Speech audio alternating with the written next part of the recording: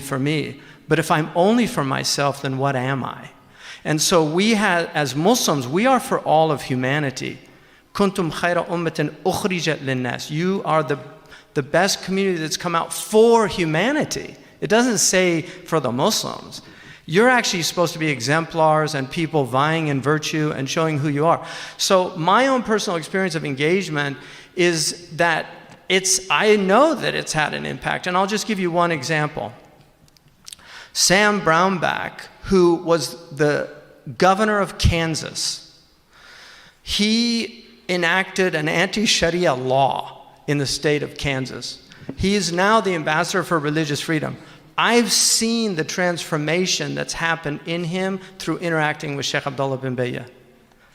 And one of the things that really struck him when I told him that Shaykh Abdullah bin Bayyah was an expert on agricultural law, because he's from Kansas and he's a lawyer who's an expert on agricultural law. He's actually written on it. And he was like shocked. And I said, because that's a big part of Islamic law. I saw the transformation. Shaykh Abdullah brought him together with the mufti, the imam of Al-Quds.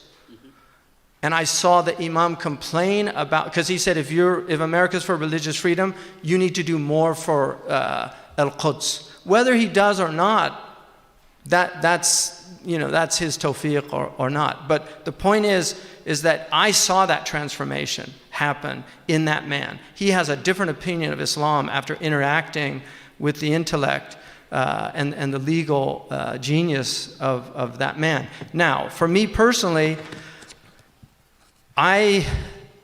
Marianne Glendon, who's the head of the commission, I gave her the Renovatio journal when I met her. We had a very nice conversation. I've actually read one of her books. I had it in my library before I met her, Rights Talk. She wrote in '91. But I gave her the journal, and in there I had written an article called Medina and Athena, Restoring a Lost Legacy. And it was about the influence that Greek thought had on the Muslim community, and then how a lot of that was transmitted back to Europe. She wrote me, and I took permission from her to actually quote her on this, because I told her our Prophet ﷺ said that correspondences and private conversations are sacred trusts. You shouldn't actually quote a person in private conversation unless they allow you. So I asked her if I could quote her on this, and she said, by all means. She wrote me an email, and she said, first of all, I want to really thank you for accepting to be part of this, but secondly, I want to let you know you've already influenced me. I teach a course at Harvard Law called The Origins of Legal Theory in the West. And from now on, that course will have a component of, it's now going to be Athens, Jerusalem, and Medina.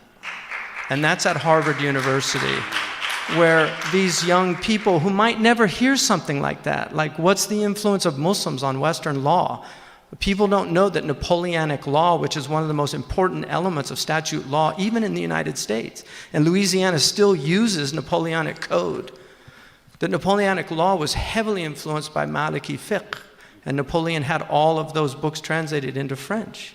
So these are the things that I want people to see, that we are a civilization that's had an incredible impact, and we're a civilization of producers, that the stars are ours, the navigational stars have Arabic names, the heavens belong to us. We name those stars, our community.